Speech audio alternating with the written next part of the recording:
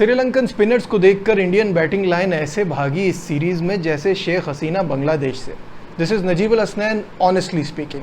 और श्रीलंका ने वो कर दिखाया, वो सवाल जो हर क्रिकेट लवर के जहन में था कि क्या ये सीरीज जीतने में कामयाब हो जाएंगे, तो जवाब है हो गए। 27 साल बाद किसी वनडे सीरीज में श्रीलंका ने भारत को शिकस्त दी है और ये सीरीज़ अपने नाम की है 2-0 से। पहला मैच भी याद रहे टाई हुआ था। क्या ज़बरदस्त परफॉर्मेंस है।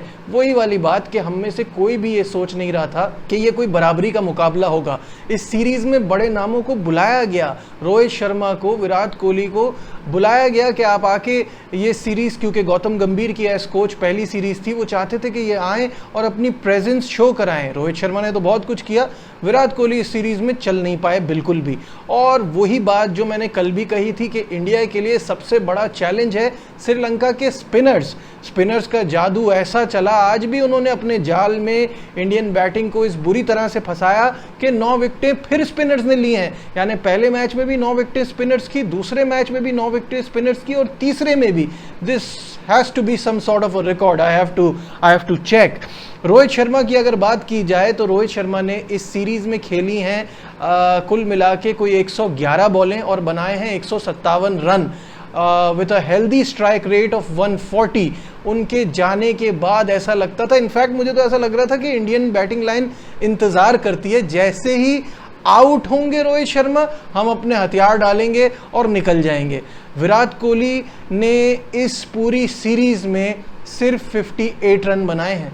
यानी a player of his stature, his name, बहुत ही बुरी परफॉर्मेंस है। और मुझे इस बात का अंदाज़ा है कि ये शिकस्त जो है इंडियन फैंस को कितना हर्ट कर रही होगी, बिकॉज इसमें तो कोई दो राय है नहीं कि वो एक बहुत बेहतर टीम है इनसे। और यही वो टीम है जिसने अभी पिछले कुछ दिनों में, कुछ अरसे में, ज़्यादा वक्त नहीं गुजरा होगा, एक बार 50 पे आउट किया है और एक बार 55 पे आउट किया है। उसके बाद अब ये सिचुएशन आ जाती है कि तीनों वनडे में श्रीलंका की टीम आउट नहीं हो रही और वो तीनों बार इनको ऑल आउट कर चुकी है।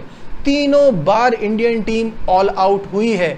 ऋषभ पंत की बात करें तो एटीट्यूड इतना, स्टाइल इतना, हीरो इतने हैं वो बड़े, लेकिन परफॉर्मेंस कुछ भी नहीं आ रही उनकी तरफ से। और साथ साथ मुझे तो एक अय्यर की समझ नहीं आती कि अय्यर तो इतना स्पिन को खेलने के लिए भी मशहूर हैं, कोई परफॉर्म नहीं कर पाए वो इस पूरी सीरीज़ में। और आज तो उन्होंने 7 बॉलों पे 8 रन बनाए। सब स्पिनर्स के आगे आके फंस रहे हैं, जैसे पता नहीं न्यूजीलैंड से आए हो या कहीं से आए हो। वो इस तरह की परफॉर्मेंस देते हैं ना, समझ में आता है उनके लिए कंडीशन बहुत एलियन कंडीशन होती है, उनको प्रॉब्लम होती है। So this is very very sad for Indian fans. साथ साथ गौतम गंभीर के लिए बहुत सारे सवाल खड़े हो गए हैं, अब उनको बहुत कुछ सोचना पड़ेगा। मैं बार बार कहता हूँ, वो पहली सीरीज़ अपनी T20 की तो जीते हैं, वर्ल्ड चैंपियन है उसमें इंडिया। वनडे में परफॉर्म करना है और वनडे में वो स्ट्रगल कर रहे हैं, वनडे में वो बैलेंस तलाश नहीं कर पा रहा इंडिया। वो किस तरह से उसको लेकर आना है, और चैंपियंस ट्रॉफी में इनके लिए चीज़ें आसान नहीं होगी। हमारी तो चलें, खैर छोड़ें, हमारी तो इस वक्त बुरी हालत चल रही है पाकिस्तान टीम की। हमें तो 0 से शुरू करना है और ऊपर खड़ा होना है दोबारा आके। बट ऑस्ट्रेलिया जैसी टीम, साउथ अफ्रीका जैसी टीम, ये टीमें आपको दोबारा मौका नहीं देंगी इतनी आसानी से। ऑस्ट्रेलिया इंडिया के ख़िलाफ़ अब जब आएगा तो ज़ख्मी शेर की तरह आएगा। तो आपने चैंपियंस ट्रॉफी के लिए तैयारी करनी है, ये एक अच्छी शुरुआत नहीं है उसकी।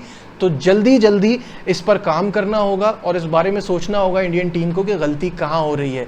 और आपको जो हम बार बार कहते हैं कि 27 साल बाद ये कारनामा अंजाम दिया है श्रीलंकन टीम ने, तो यहाँ ये मेंशन करना बड़ा ज़रूरी है कि 27 साल पहले 1997 में वो जो सीरीज़ जीते थे उसमें प्लेयर ऑफ द सीरीज़ थे सनत जयसूर्या। आज वो इनके हेड कोच हैं और उनके लिए भी ये बड़ी ज़बरदस्त ऑनर की बात होगी। कोई एक्सपेक्ट नहीं कर रहा था इस सीरीज़ में। तो बहुत बहुत मुबारक श्रीलंकन टीम को। हम सब अंडरडॉग्स के साथ होते हैं, उनको बैक करते हैं। इस वजह से हम श्रीलंका के लिए बहुत होपफुल थे कि उनकी क्रिकेट के लिए बहुत अच्छा है कि इंडिया जैसी बड़ी टीम को हराएं। India needs to wake up and smell the coffee, because आगे अगर इस तरह से खेलेंगे तो वो जो उनका स्टेचर है वर्ल्ड क्रिकेट में वो खो जाएगा।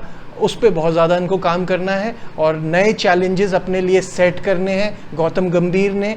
और इन प्लेयर्स में, इन लॉट में से उनको देखना है आगे कौन जा सकता है, और कौन ऐसा है जिसकी क्रिकेट अब ख़त्म होती नज़र आ रही है। फिलहाल इस वीडियो में बस इतना ही। लाइक, शेयर, सब्सक्राइब देखते रहिए नजीबुल हसनैन ऑनेस्टली स्पीकिंग।